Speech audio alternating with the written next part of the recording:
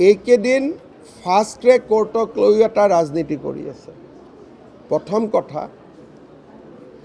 বৰ্তমান যিজন ন্যায়াধীশৰ তাত গোচৰটো চলি আছে, তেখেতে প্ৰত্যেকখন জামিন নাকচ কৰিছে। দুজনে বাধ্য হৈ জামিনৰ আবেদন উইথড্ৰ কৰিছে আৰু 3খন জামিনৰ আবেদন এইগৰাকী ন্যায়াধীশে ৰিজেক্ট কৰিছে। এতিয়া জুবিনৰ গোচৰটো এইগৰাকী ন্যায়াধীশৰ পৰা আঁতৰাই লৈ যোৱাৰ এটা ডাঙৰ প্ৰস্তুতি চলিছে। যিগৰাকী ন্যায়াধীশে 3গৰাকীকৈ অভিযুক্তৰ জামিন আবেদন নাকচ কৰিছে 4 মাহ 5 মাহ পিছতো, সেইগৰাকী ন্যায়াধীশৰ তাত গোচৰটো থাকিব লাগে নে বেলেগৰ তাত যাব লাগে?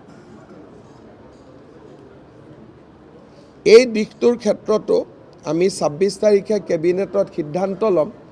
কিন্তু আমি পিছুৱাই থকাৰ মূল কাৰণটোৱে আছিল যে যিকোনো ন্যায়াধীশেই পুলিচ চিকিউৰিটি দুজনক অন্ততঃ জামিন দিলেহেঁতেন। যিকোনো ন্যায়াধীশেই মহিলা বুলি,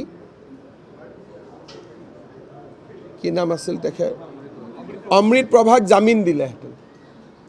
এইগৰাকী ন্যায়াধীশে বলিষ্ঠভাৱে 3টাকৈ জামিনৰ আবেদন নাকচ কৰিছে আৰু ভয়তে শ্যাম কানু আৰু সিদ্ধাৰ্থই জামিনৰ আবেদন উইথড্ৰ কৰিছে। এতিয়া সেইগৰাকী ন্যায়াধীশৰ পৰা কেছটো আঁতৰাবৰ কাৰণে এটা হাৱা নিৰ্মাণ কৰা হৈছে। মইতো ৰাইজৰ মতে চলোঁ, ৰাইজে বিচাৰিলে 26ত মই ফাষ্ট ট্ৰেক দি দিম। কিন্তু তাৰ পিছত যিখিনি ঘটনা হ'ব, সাধাৰণতে ইমান ডাঙৰ সিদ্ধান্ত, আপোনালোকে বাতৰি কাকতত কোনেও লিখা নাই যে জুবিনক ন্যায় দিয়াৰ ৰাস্তাত 3টাকৈ বেইল এপ্লিকেশ্যন বৰ্তমানৰ জাজজনে ৰিজেক্ট কৰিছে।